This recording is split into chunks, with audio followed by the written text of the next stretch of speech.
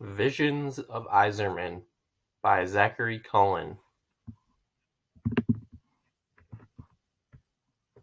Quote from Kent Russell, The Non-Traditional Fans of Hockey, Grantland.com. It's a chicken and egg thing.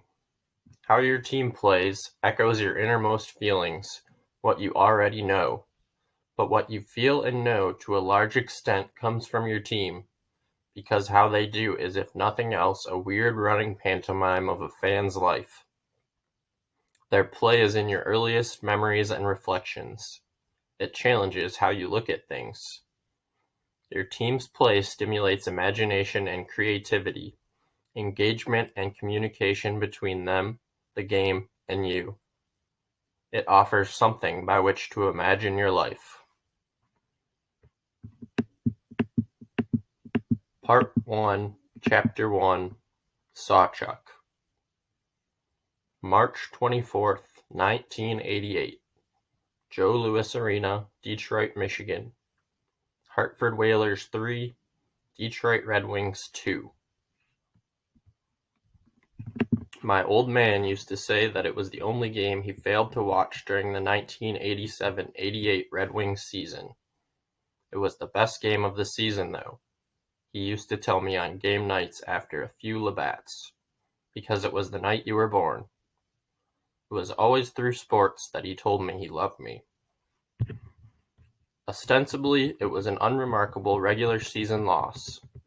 The box score and newspaper collections in the National Hockey League archives indicate that Hartford defeated the Red Wings 3-2 at Joe Louis Arena that night. It was a late-season throwaway game, Detroit having already clinched the Norris Division. Czechoslovakian defector Peter Klima scored a goal for the Wings. Bad boy Bob Probert notched an assist. The ever-scrappy Joey Kosher amassed a whopping 12 penalty minutes with his fists alone, 10 for fighting and 2 for slashing. And John Chabot, resembling a cast member of Dazed and Confused, tallied 2 assists in the loss. What that box score couldn't suggest was that underneath the surface, the gears of fate were turning deep within the Motor City hockey machine. Objectively, as opposed to my father's biased perspective, the best game of the season would have been the night the Wings clinched that Norris Division title, as it was Detroit's first division title in 23 years. Along with the squeaky clean Steve Yzerman, who had been named the youngest captain in Red Wings history by new head coach Jacques Demers in 1986 training camp, Peter Klima and Bob Probert were pivotal cogs in the hockey revolution that brought Detroit out of the depths of Dead Wings era dormancy and into serious contention in the late 80s. In the process, however, the pair of 1983 draft picks had also developed a reputation for themselves as hard-drinking troublemakers. 3 years removed from Soviet Russia, sporting a diamond earring and blonde streaks in his hair, to the chagrin of Demers, Klima notched a career-high 37 goals during the Norris division-winning 87-88 campaign. Probert, fresh out of his third addiction treatment facility the previous off-season, and now on antabuse, an emetic medication activated by alcohol, made the All-Star team en route to posting his own career highs that season with 29 goals and 33 assists. Jacques Demers, himself the son of an alcoholic, recognized the warning signs exhibited by both Klima and Probert early on. When you start winning with a bunch of kids, Demers recalled of coaching the wild young Wings of the 80s, you start playing father and you start playing doctor. They were just troubled kids. We knew we were always in a ticking time bomb with a couple of those guys. A few weeks later, just after I had left the hospital, rumors of a scandal scorched the hockey world. On May 12th, the morning after the Red Wings had been eliminated from the Western Conference Finals by the Edmonton Oilers for the second consecutive year, the sports world read the details of what would come to be known infamously in Detroit as the Goose Loonies incident in the sports pages of the morning papers. The press hot with the details of a late-night drinking incident involving 6 Red Wings players. A young Mitch Albom, whose sports column I would grow up reading in the Detroit Free Press, detailed the night in a Free Press column titled, "Wings Lost Much More Than a Game."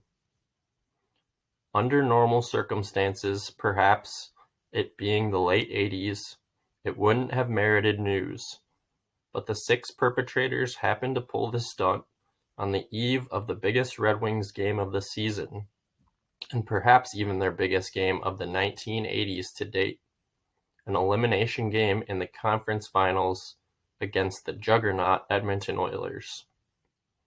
It was more who than what, perhaps, too. 2 of the ringleaders turned out to be none other than Peter Klima and Bob Probert, the recovering alcoholic. Probert later admitted he'd been swapping ibuprofen for his antabuse pills under his coaches' noses. Other guilty parties included John Chabot, Joe Kosher, Darren Elliott, and Darren Veach. The rumors were that Probert and Klima had organized an all-night drinking party at a downtown Edmonton establishment called Goose Loonies. The Red Wings fan base, starving for a winning team, took the Goose Loonies incident personally, feeling a few bad apples had jeopardized the franchise's best shot at a Stanley Cup in years. It was a big story in the newspapers in Stanley Cup-deprived Detroit that summer, and Goose Loonies became a household name in my neighborhood in the following days, weeks, and months. Even now, 27 years later, I still come across references to Goose Loonies in the sports section of the Detroit newspapers, usually around its anniversary.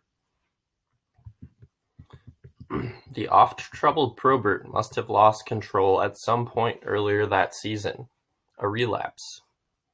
No stranger to trouble with the law, Detroit's notorious tough guy had famously cleaned up his act the previous off-season, and it seemed he had managed to pin down his demons for most of that 1987-88 regular season. But even one drink can be the unraveling of a recovering alcoholic. On the eve of Game 5 in Edmonton, Red Wings assistant coach Colin Campbell incredulously found the hotel rooms of Klima and Probert empty at curfew check, put on his jacket, and went looking for the missing players in the city lights of downtown Edmonton. Enlisted to aid in the search was front office assistant Neil Smith, who recalled, "Probert had alcohol issues and Klima had a track record of running wild, so Colin and I went out to try and find them."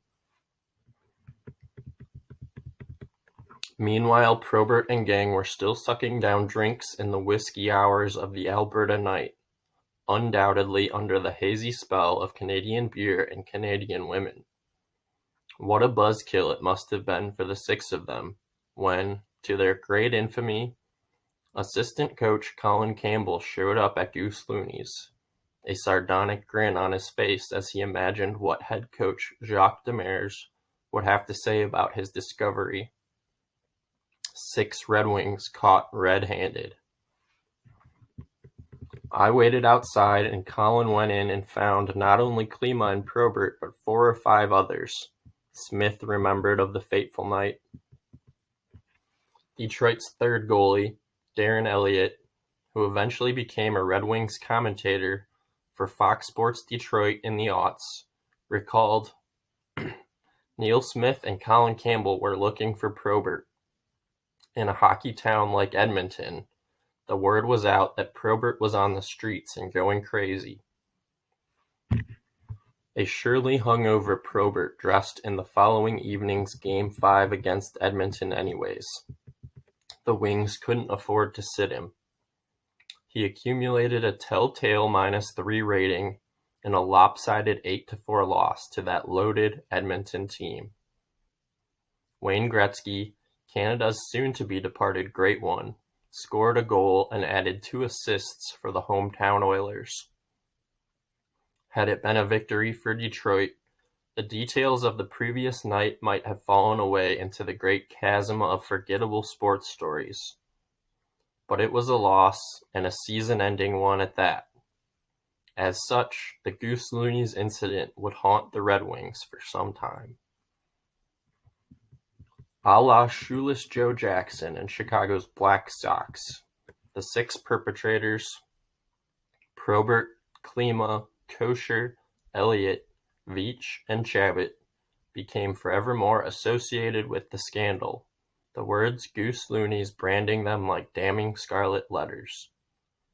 The proverbial last straw broken, Red Wings then coach Jacques Demers stood shamefacedly at a podium in front of news cameras back at Joe Louis Arena and issued a heartfelt public apology to Detroit fans, calling the incident his biggest disappointment since coming to Detroit. Fighting back tears, Demers apologized profusely, looking like a broken man. Captain Steve Yzerman later called it a black cloud on the season. Demers' public apology, while dramatic, bellied more volatile currents running through Detroit's front offices. Behind closed curtains, Detroit's management team discussed rehab facilities and treatment options for Probert, while debating the termination of some of the other perpetrators' contracts. The fault lines beneath Hockeytown were shifting. The turn of the decade fast approaching, Detroit's brain trust wanted to put an end to the Dead Wings era for good.